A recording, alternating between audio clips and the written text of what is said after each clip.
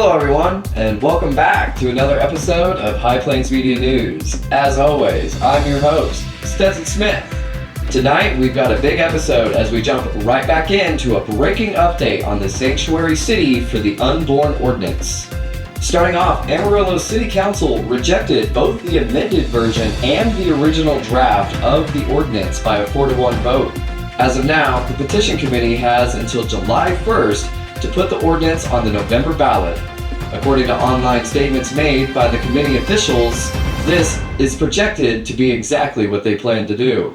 Councilman Don Tips was the lone voter in support of this ordinance. Before getting any further, I wouldn't be doing my due diligence without admitting to a mistake. I was approached by Mark Lee Dixon in the City Council chambers on June 11th, who had watched my previous video explaining the ordinance.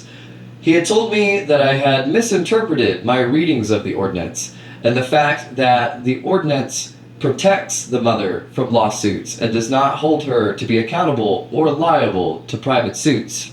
Instead, this 18-page ordinance seeks to target those individuals or companies or parties that would seek to provide aid or abetting in helping the mother getting an abortion.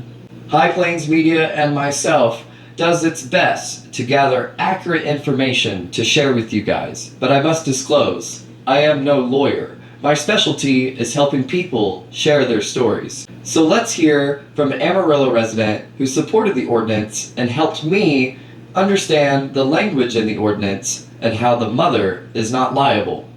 So the ordinance makes it very clear that the mother of the unborn child cannot be sued under the ordinance.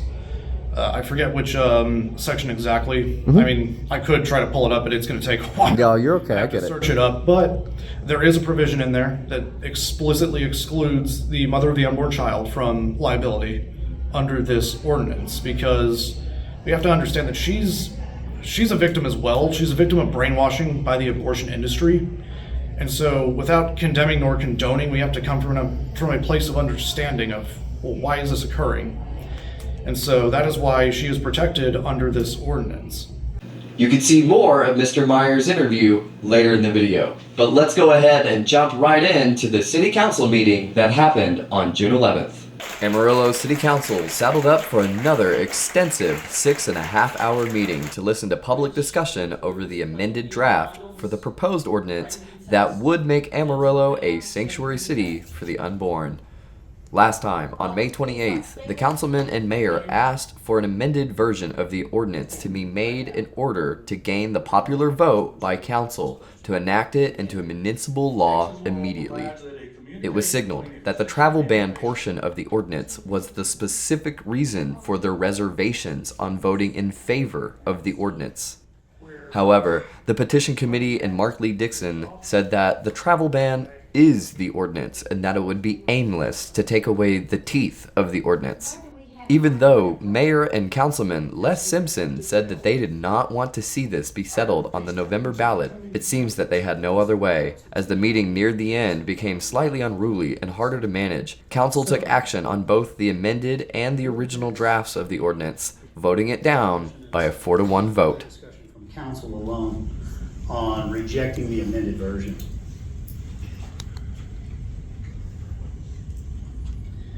Hearing none, all in favor of rejecting the amended motion, please say aye. Aye. Any opposed? No. Motion passes to reject the amended version by a 4-1 vote.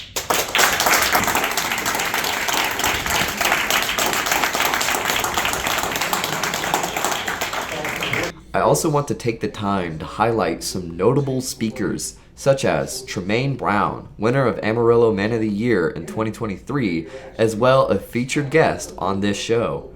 As well, Dr. Richard McKay as a representative of Randall County's Medical Society, and Dr. Frederick Pogue, who all spoke against the ordinance in public discussion.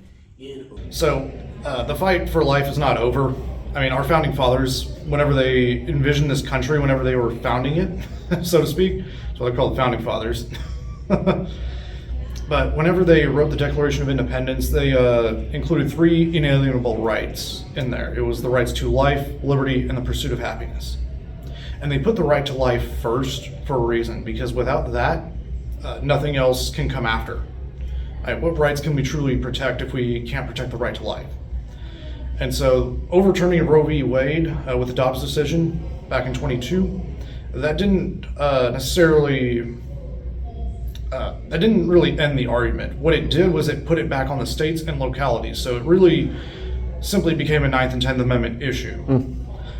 Instead of just, it's because Roe v. Wade effectively made it a federal issue and just didn't allow the states to do anything. But with that being overturned, it is now back to the states, it is now back to the people. That's why we're sort of hearing the states now making moves as far as their ordinances towards pro-life. Precisely. So that created the problem of abortion trafficking, and that goes hand in hand with sex trafficking and human trafficking. I mean, these clinics will see the same lady come in and get an abortion 12 times. They're not going to do anything because they know they're being human trafficked as well as sex trafficked. I mean, when you see the same woman come in 12 times for an abortion, that's implication that they're being used for sex trafficking. I mean, and that's horrifying. But this really interferes with the doctor's ability to carry out his job of explaining to his patient all the options for healthcare. And we feel like that's unintended consequences, or if maybe intended, which makes it a little more nervous. And because the doctor-patient relationship is confidential, it's personal, but it's important that the doctor be free to discuss everything with the patient, and this ordinance absolutely prevents that.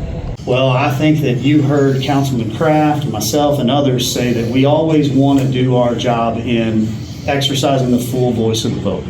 We don't ever want to prevent somebody from having their voice.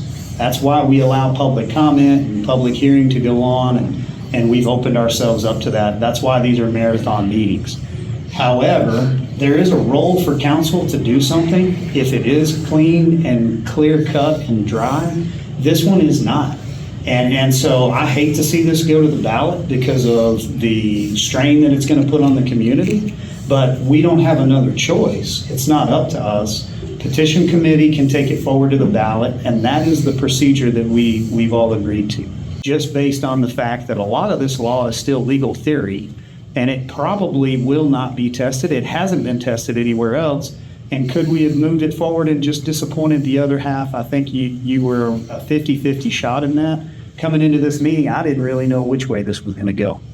Getting 3 council members that are comfortable in knowing that if they put something in, it will be legal and it will stand up. Like Councilman Simpson said very well, as this legal footing will further protect life and as this needed. That was a really good measure.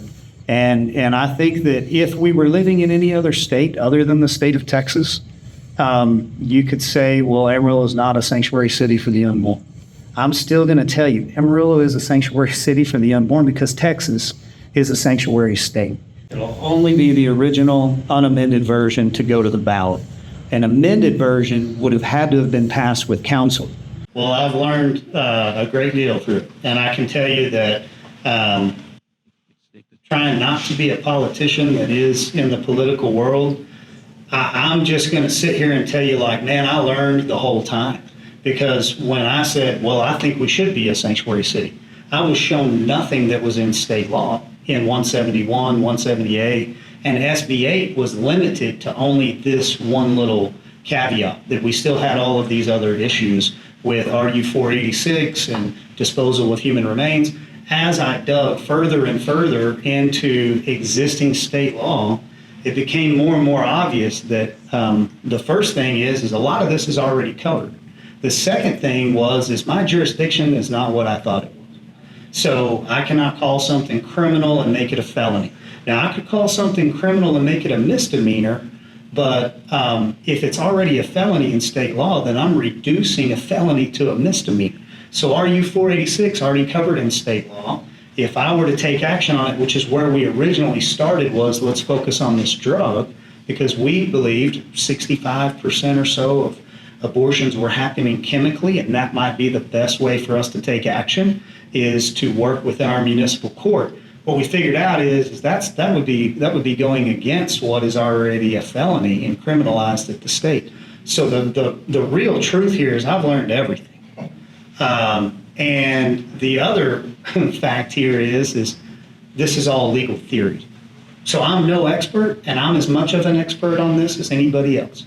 Because until it goes to a court and a judge takes that ordinance as written and says, yeah, abortion trafficking here, I find this in violation of whereas, then this is legal theory. Nobody really knows. So MLD can tell you what he thinks.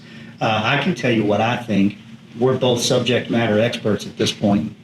You know, that's probably my worst feeling meeting, in the way in which I'm kind of lost. And I'll tell you, the one thing that I don't like is I talk too much.